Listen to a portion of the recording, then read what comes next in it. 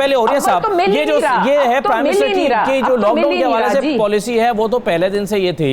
वो पहले दिन से रिलक्टेंट थे, लेकिन फिर उन्हें जाना पड़ा लॉकडाउन पर क्योंकि दुनिया जा रही थी। फिर अभी भी वो कन्विंस्ड हैं कि लॉकडाउन मसले का हल नहीं है।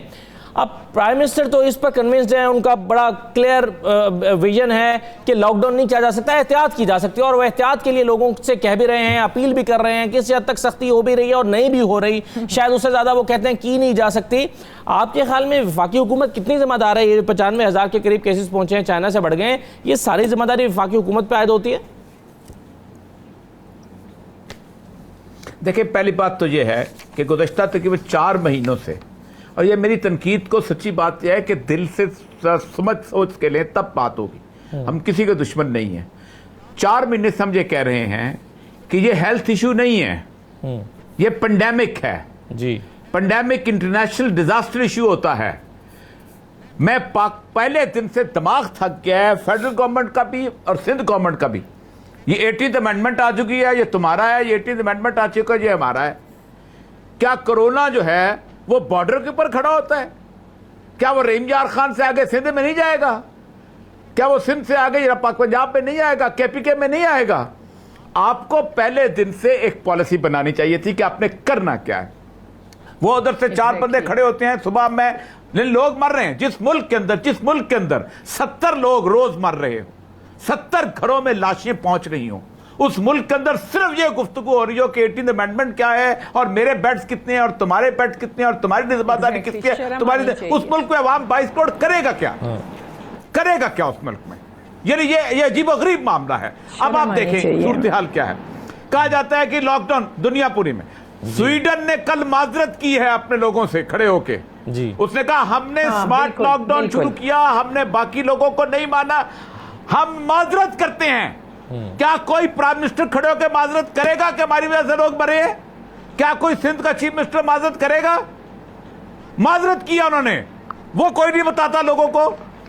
मसला यह है कि एक घर में लाश पहुंच रही है, वो लाश जो है वो आपसे सवाल करती है कि मुझे क्यों नहीं मेरे लिए इस तरह की पॉलिसी बनाई गई। अब देखें, सैलाब आता है जी, सैलाब आता है, डिजास्टर का मसला है, कौन करता है? एनडीएमए करता है। क्यों? इसलिए कि सैलाब की बाउंड्रीज कोई नहीं होती। सैलाब चलता, जलजला आता है, एनडीएमए करता है, इसलिए कि बाउंड्रीज कोई नहीं होती। ये basically it's an issue of disaster. अब आते हैं बुनियादी तौर पर हुआ क्या है पाकिस्तान में। अब तक जो मैं रोना रो रहा हूं वो ये है कि वजीर आजम साहब के इर्द गिर्द कुछ मशीर ऐसे हो गए हैं इकट्ठे, जिनको पाकिस्तान की अलफ-बे का नहीं पता है। वो ऐसी पॉलिसीज बना रहे हैं। आप मुझे बताइए, क्या पब्लिक सर्विस मैसेज से ये कौम रुक सकती है? किस की तरफ इशारा? क्या पब्लिक सर्विस जो कौम को आप कभी भी नहीं, हम सब करते हैं, कभी भी नहीं रुक सकते। नहीं, ये आप मुशीरों की तरफ बात कर रहे हैं कि ऐसे मुशीर इकट्ठे हो गए हैं जो पॉलिसीज बना रहे हैं, इनको पता कोई नहीं। आप किसकी बात कर रहे हैं? मैंने उस दिन को 50 प्रेस कॉन्फ्रेंस सुनी है अपने हमारे जो वजीर जो हैं, जब मैं हेल्थ में होता था उस वक्त ये जो है ये वो होते थे, अपना एडवाइजर होते थे, कंसल्टेंट होते थे। अच्छा, पूरे का पूरा नॉट नोन कोई सिचुएशन ऐसी नहीं, एनालिसिस जिस बंदे ने पाकिस्तान की अस्पताल की किसी ओपीडी में बैठ के चिट ना लिखी हो, मरीज ना देखे हो, क्राउड का ना पता हो, वो पाकिस्तान के हेल्थ की सूरत को कैसे जान सकता है? यही हुआ है कि उन्होंने समझा है कि लोगों को हम चिट लिख के दे दें। और लोग तो जनाब डॉक्टरों की दवाइयां जाके नाली में फेंक देते हैं कि हम तो सेहतमंद हैं। पाकिस्तान के मुताबिक पॉलिसी बननी चाहिए थी, आज भी बननी चाहिए, आज भी और अभी भी। इमरान खान साहब को इमरजेंसी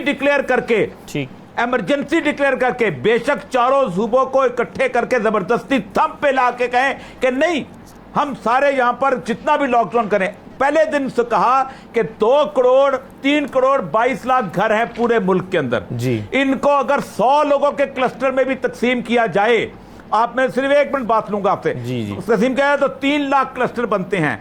जिस मुल्क के अंदर 3 crore 20 lakh ton metric ton गंदम हर साल पैदा होती हो, 1,90,00,000 मीट्रिक टन चावल पैदा होते हों, जिस मुल्क के अंदर 80 लाख मीट्रिक टन दालें पैदा होती हों, जिस मुल्क के अंदर 5 करोड़ भैंसें और गायें हों, जिस मुल्क के अंदर 6.5 करोड़ बकरियां हों, जो दुनिया का चौथा, वो मुल्क फाके से मर सकता है?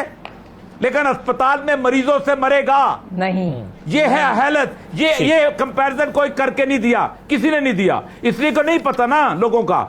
ये है सूरत हाल। सही है, पे पर्चे नहीं काटे जा सकते।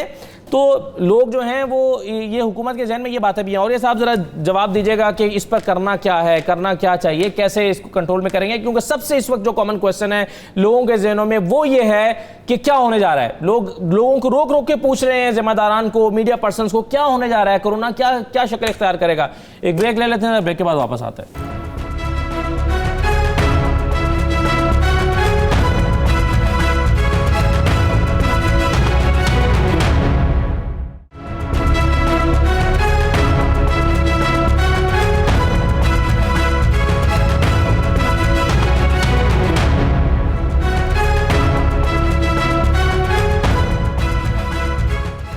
दोबारा आपको खुशामद कहते हैं। और ये साहब, बहुत सारे लोगों ने 2.5-3 महीने जिन लोगों ने एहतियात कर ली या घर में टाइम गुजार लिया, वो समझ रहे हैं कि नहीं, वो हमारा जो पीरियड था वो हम गुजार चुके हैं और रिलैक्स होने की ज़रूरत है। हालांकि इस वक्त सबसे ज़्यादा अगर एहतियात करने की ज़रूरत है तो वो ये टाइम है जिसमें सबसे ज़्यादा मोहतात होने की ज़रूरत है। क्या होने जा रहा है और ये साहब आइंदा चंद दिन में? देखें, मैं संजीदगी से, बड़ी आराम से मेरी थोड़ी सी गुफ्तगू मैं करना चाहता हूँ। जी। मतलब अभी बड़ी तफसील से उन्होंने डिस्कशन किया कि अब प्लानिंग करते हैं। पहली बात तो ये है कि वुहान की मिसाल दी जाती है कि वुहान में, और हमारे यहाँ जो है लोग जो है एक कमरे के अंदर 70। पहली बात तो यह है कि 87% लोग जो है वुहान में वो फ्लैट्स में रहते हैं। और फ्लैट्स का जो किराया जाके देख लो कितनी सूरत हाल है, और फ्लैट की ज़िंदगी जो होती है वो कितनी क्राउडेड होती है, और उसके अंदर इंटरनल किस तरह की सूरत हाल होती है। सऊदी अरब में उन्होंने फ्लैट्स में जो लोग रह रहे थे उनसे पूछ लीजिए कि पाकिस्तानी को एक दरवाजे को भी नहीं खोलने देते। ये इस तरह का लॉकडाउन हुआ था। पाकिस्तान की जो अर्बन स्लम पॉपुलेशन है वो 51 मिलियन है टोटल मिला के, और अर्बन स्लम के अंदर भी जो एक एक कमरे में रहने वाले लोग हैं ना, वो भी बहुत कम है, उनको भी छत मुयस्सर ज़रूर होती है। उस तरह की क्राउडेड, मैं इसलिए कहता पाकिस्तान का एनालिसिस पहले कर लें।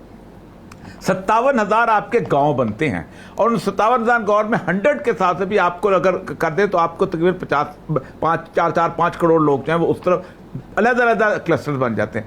आपको प्लानिंग करनी चाहिए थी कि आपने किस तरह करना है। आप अंदाज़ा करें कि इमरजेंसी जब होती थी ना, महीने के कर्फ्यू लगे हैं पूरे शहर के अंदर, और उसी को एक्सटेंड करना होता है कि आपकी मशीनरी जो है पूरी की पूरी पाकिस्तान के अंदर वही ये होती है, रेप्लिकेट करना होता है। आपको पता है कि एक दिन के अंदर जितने एसेंशियल सर्विसेज के लोग होते थे उनके पासेस बन जाते थे। ये प्रेस वालों के पासेस हैं, ये नौकरी करने वाले के पासेस हैं, ये दूध वाले के पास हैं, ये फलाने के पास हैं। उस पास की बुनियाद के ऊपर उसको चेक किया जाता था, उसकी मूवमेंट कंट्रोल हो जाती थी। अब आपको पता है कि पाकिस्तान के अंदर एसेंशियल सर्विसेज वाले कितने लोग, कितनी कंस्ट्रक्शन हो रही है, कितने लोग हैं, आपकी लेबर फोर्स का भी अर्बन इलाके के अंदर पता है। मसला पता है क्या है? मसला यह है कि हमारा डिप्टी कमिश्नर भी रिलैक्स हुआ है, हमारा असिस्टेंट कमिश्नर भी रिलैक्स हुआ है, हमारा पुलिस वाला भी रिलैक्स हुआ है। कुछ नहीं है किसी को पता, क्योंकि उनको यह पता है कि ये कोरोना छुपा हुआ है। वहां तो कर्फ्यू लगता था, पता होता था सामने से गोली चलेगी कि बंदा बंदूक पत्थर मारेगा, वो दुकान तोड़ देगा, वो आग लगा देगा। हम इसको इमरजेंसी ले नहीं रहे। ये सीरियसनेस नहीं है, ना प्रोविंशियल लेवल पे है ना फेडरल लेवल पे है। अल्लाह का वास्ता है, पूरे पाकिस्तान की एक सीरियस एक्सरसाइज करो। और आपको 4 महीने हो गए, ये 15 दिन बैठ के एक्सरसाइज करो और देखो कि पाकिस्तान के अंदर जो हम कहते हैं ना एक कमरे के अंदर 4-4, 8-10, 10 लोग हैं। ये न्यूयॉर्क के फ्लैट्स देखो कैसे हैं, 70 मंजिला इमारतों के अंदर लोग बैठे हुए हैं, और उसके अंदर 68 वाले में जो बैठा हुआ तो वो भी वैसे ही क्राउडेड बैठा होता है, लेकिन उन्होंने इंप्लीमेंट किया उसको लॉकडाउन को। और असल मसला यह है कि यहां तो स्वाय वॉल सिटीज के, और आपको पता है 18 वॉल सिटीज है पूरे मुल्क के अंदर, जिनके अंदर उसके अंदर भी मूवमेंट इस तरह की है कि छत मुयस्सर आ जाती है, उसके बावजूद भी सांस लेने के लिए। मसला सारा यह है, इतने छोटी सी चीज को प्राइम मिनिस्टर साहब जब इतना एनलार्ज करके कहते हैं तो लोग कहते हैं शायद पाकिस्तान में सारे लोग ऐसे हैं जिनको सांस लेने की तकलीफ नहीं। पाकिस्तान में अभी तक फ्लैट्स का तस्वर जो है और छोटी शंटी इलाकों का तस्वर अभी भी कम है। मसला यह है, इसको बिठाओ, अभी भी आपको स्मार्ट लॉकडाउन भी करना है अगर आपने रहना है। अगर आप डायबिटीज के मरीज हैं, आपको पता होता है आपने कैसे जिंदगी गुजारनी है। अगर आप हाइपरटेंशन के मरीज हैं, आपको पता होता है कैसे जिंदगी, उसकी प्लानिंग तो हो यार। कम से कम ऐसे पासेस बन जाएं कि कोई बंदा बगैर वजह के मार्केट में ना निकले। ऐसे जनाब, मैं तो जैसे पुलिस वाले ने रोका, कहां जा रहे हो? जी मैं तो बच्चों को लॉकडाउन दिखाने जा रहा हूं। शर्म आनी चाहिए, मतलब इस पर सोसाइटी, वो पुलिस वाले को चाहिए था पकड़ के बंद कर देता उस बंदे को। और जब तक बंद नहीं करो, अब ये बात नहीं होती रोकन ज्यादा, कौवे लटकाने की बात होती है। 4 लोगों को सजा होती है, 50 लोग खुद खामोश हो जाते हैं। पाकिस्तान में सारे बदमाश नहीं होते कि जो पुलिस को गिरबान पकड़ेंगे।